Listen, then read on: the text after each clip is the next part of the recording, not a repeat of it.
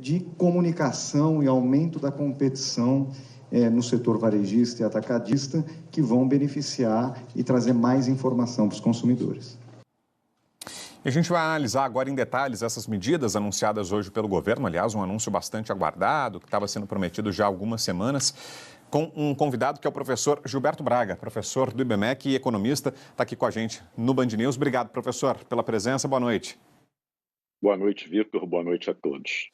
Vou começar ouvindo o senhor, professor, justamente sobre esse último ponto, a respeito do qual foi questionado o representante do Ministério da Fazenda, que é o fato de que o governo está abrindo mão de receitas, no momento em que o governo enfrenta muitas críticas justamente pela condução da política fiscal, pela situação das contas públicas. Essa medida traz, na prática, abertura de receitas, né? O governo abre mão de receitas.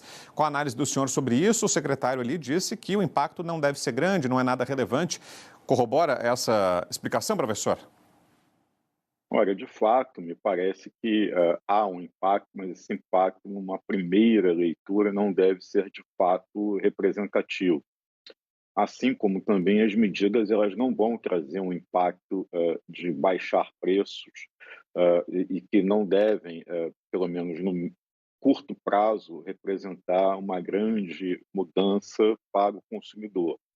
São medidas que muito aguardadas, medidas que aparentemente têm uma consistência econômica, entretanto estão longe de produzir o efeito de baixar a inflação de alimentos ou produzir uma mudança brusca dentro do processo produtivo, mas tem a grande qualidade de se ter ido para o feijão com arroz, ou seja, sem nenhum trocadilho, né, se pegou aqui produtos e medidas que efetivamente ficam fora daquela questão de congelamento, controle de preços, fiscalização na rua, e de alguma maneira que chegaram a ser propaladas, cogitadas e que no processo de discussão acabaram sendo efetivamente abandonadas. Então a gente pode dizer que representam sim renúncia de receita, mas, por outro lado, também não devem ter um impacto bastante relevante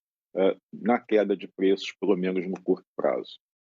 Ô, professor, e um outro ponto, será que é possível esperar algum tipo de impacto negativo para o produtor rural brasileiro? Afinal de contas, o governo está zerando o imposto de importação, o produto estrangeiro vai ficar mais competitivo aqui no mercado interno. Será que isso, de alguma forma, pode afetar o produtor rural, o agronegócio brasileiro? Olha, é sabido que existe uma lei máxima na economia que é a lei da oferta e da procura. Então, obviamente que o condão dessas medidas é o de aumentar a oferta. Então, você, ao tirar todas as barreiras alfandegárias para a compra de produtos que estão encarecidos e que têm forte consumo popular, você tem como consequência o aumento da importação desses produtos, aumento da oferta, e isso invariavelmente deve forçar uma queda pontual de preços, não ao mesmo tempo, não no mesmo momento e não no curto prazo. É preciso lembrar que esses produtos eles ficarão mais competitivos efetivamente, então esse produtor rural ele poderá ter uma diminuição de ganhos se o mercado se mantiver nas mesmas condições competitivas que a gente conhece neste momento. Entretanto, é sempre bom a gente lembrar que hoje a gente trabalha com um cenário econômico de múltiplas variáveis e existem dois desse quadro, dessa conjuntura, que é o efeito das medidas do presidente Donald Trump no comércio internacional, com sobretaxas para alguns países e economias. Isso pode levar a um reposicionamento desse comércio global. E, por outro lado, a questão cambial também tem uma perna, né, uma origem, um DNA dentro da política econômica americana. Obviamente que um câmbio depreciado favorece a exportação e pode ainda continuar estimulando e parte desses produtos que têm fabricação nativa aqui no Brasil tem o mercado no exterior e isso pode, de alguma maneira, amenizar ou até mesmo neutralizar o efeito que se espera dessa política de redução de importação, de tributos de importação. Agora, professor, como o senhor falava no início, o impacto disso para o consumidor, nos supermercados, nos preços, deve ser muito pequeno.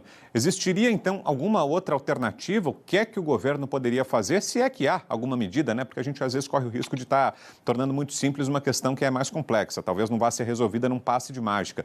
Mas mesmo sendo feita essa ressalva, existe algo ao alcance do governo que poderia ser feito para baratear, no curto prazo, os alimentos? Olha, é muito difícil a gente enxergar que exista algum coelho dentro da cartola. O governo está estudando isso com equipes multidisciplinares há bastante tempo.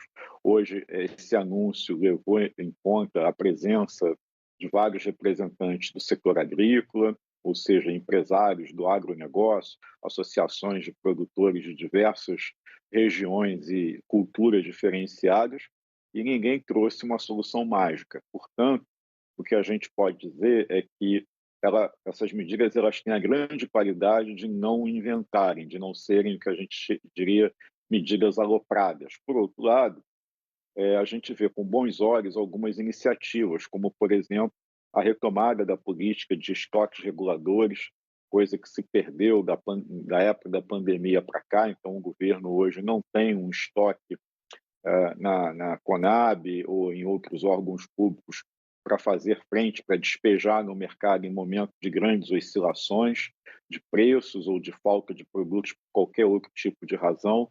Então, todas essas situações são situações positivas dentro dessas medidas, mas que só surtirão efeito no médio e no longo prazo, ou seja, você não forma um estoque regulador no momento em que o mercado está extremamente aquecido e subofertado. Então, não é esse o momento. Então, o governo se estoca no ápice da colheita dos produtos, né, para exatamente no momento da entre-safra ele poder regular a quantidade e tentar interferir nos preços praticados nesses diversos mercados de produtos alimentares.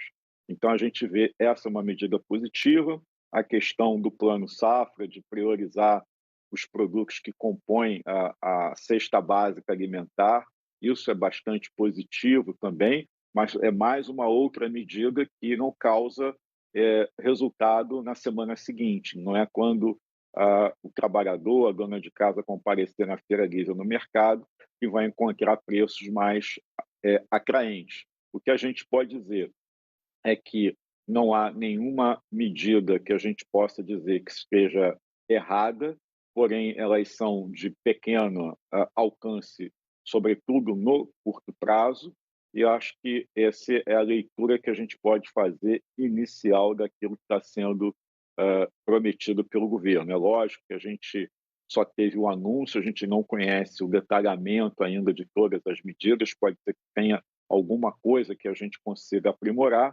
mas essa é a primeira impressão que fica. Muito bem, aí a palavra do professor Gilberto Braga, que é economista e professor do IBMEC. Obrigado, professor, como sempre, pela presença aqui. Boa noite. Boa noite a todos. Até mais.